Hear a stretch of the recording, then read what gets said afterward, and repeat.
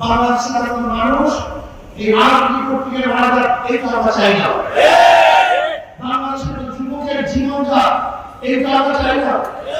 চাই না আমরা কোনো মায়ের বুক খালি হোক, চাই না আমরা কোনো ভোট দিতে হোক।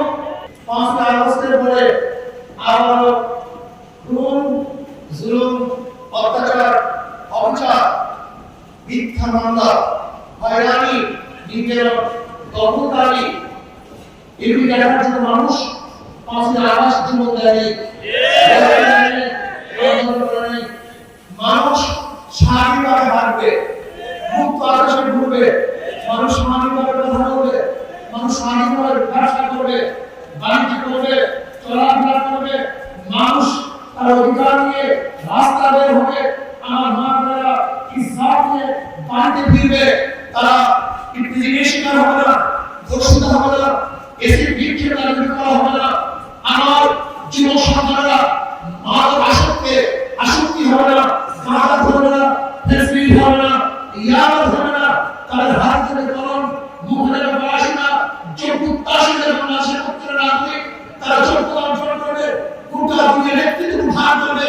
কিন্তু আমরা কি দেখছি আজকে আমাদের সরকারকে মাদক আসক্তের মাধ্যমে ভৎসনা হচ্ছে। আজকে আমাদের এই জনসাধারণকে গড়ে তোলার কোনো পদক্ষেপ গ্রহণ করছে না। এর কারণটা কি? এর মূল কারণ হলো শুধু দল নেতার পরিবর্তন হয়, নীতি ও আদর্শ পরিবর্তন হয়। আপনারা দেখেছেন গোপালগঞ্জে আমার হত্যা হয়েছে, আমার আক্রমণ হয়েছে, মানুষ মারা গেছে। বাংলাদেশের সাধারণ মানুষ এই রাজনীতি প্রক্রিয়া মারা যাক এটা আমরা চাই না। বাংলাদেশের যুবকের জীবন যাক এটা আমরা চাই না। চাই না আমরা কোনো মায়ের বুক খালি হোক, চাই না আমরা কোনো ভোট দিতে হোক, চাই না আমাদের বাচ্চারা দিন হোক। আমরা চাই প্রত্যেক মানুষের অধিকার, প্রত্যেক মানুষের বাকশক্তি ফিরে পাবে, প্রত্যেক মানুষ অন্ন, বস্ত্র, বাসস্থান, চিকিৎসা সব কিছু অধিকার ভোগ করবে। যেখানে থাকবে না ঘুষ, যেখানে থাকবে না ঘুষ, যেখানে থাকবে না সন্ত্রাস, যেখানে থাকবে না অবিচার, সমস্ত মানুষ তার অধিকার ফিরে পাওয়ার জন্যই আন্দোলন করেছি, সংগ্রাম করেছি, রক্ত দিয়েছি, আমরা রাজপথে ঝাঁপিয়ে পড়েছি। হচ্ছে না কেন?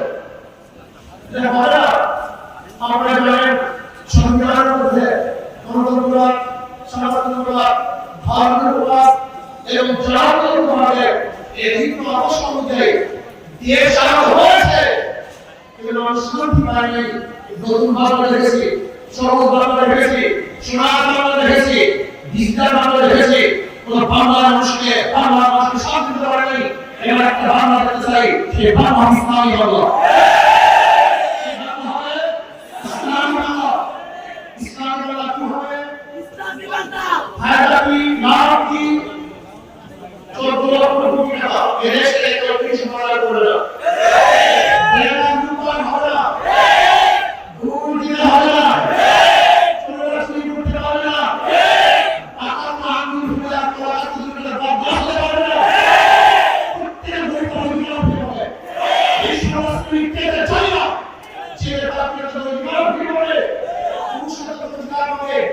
আমার মা